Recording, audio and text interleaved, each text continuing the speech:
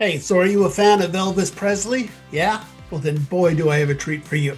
Everybody, I'm Sean McBride, the movie guy, and today let's talk about the king of rock and roll in a new movie called EPiC, which stands for Elvis Presley in Concert. There's been a lot written and a lot said, but never from my side of the story. Hey, the light's on. I can see you. Hello out there. Hello.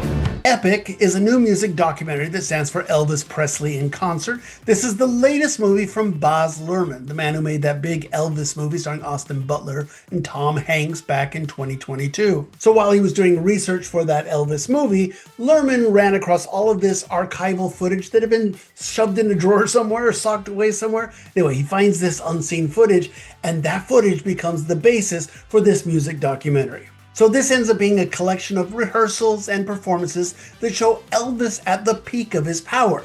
This man has become a bit of a character in the years following his death, and this is a powerful reminder that the man really was the king of rock and roll back in the day.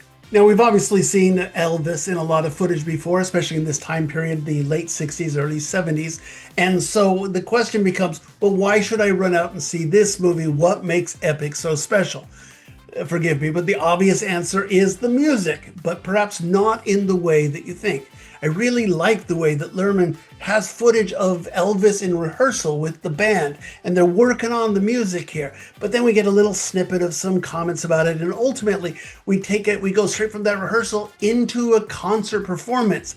Now look, it's frequently not the full song, but there's always enough there to touch on what made the music so special. It's really a great way to deal with his individual musical moments.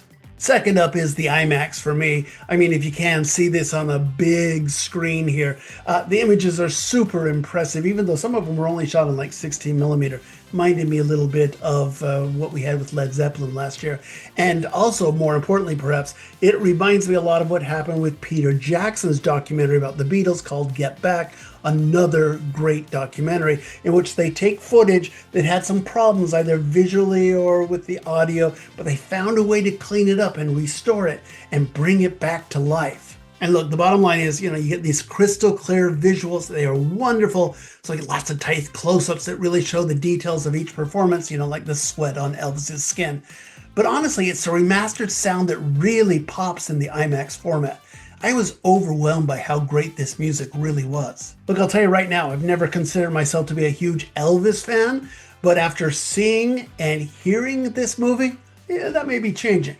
Now, the other thing that I really enjoyed was some of the behind-the-scenes moments where Elvis is just goofing around with the band. He's silly, he's very human, not at all the untouchable icon that he's become in the years following his death. It's nice to humanize the king. And finally, look, I think there are a lot of people out there who have only ever dealt with Elvis as a pop culture character. That means they perhaps haven't ever seen him in concert, and this movie is quite revelatory. So look, if you're an Elvis superfan, then obviously this is a must-see.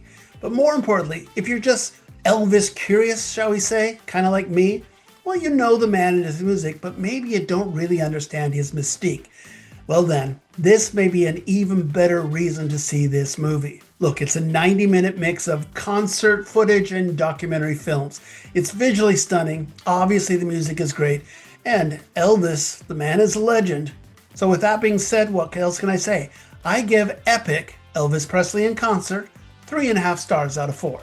So this one opened a week earlier in IMAX formats. That's where I saw it. And I do think the IMAX was definitely worth the extra few bucks there.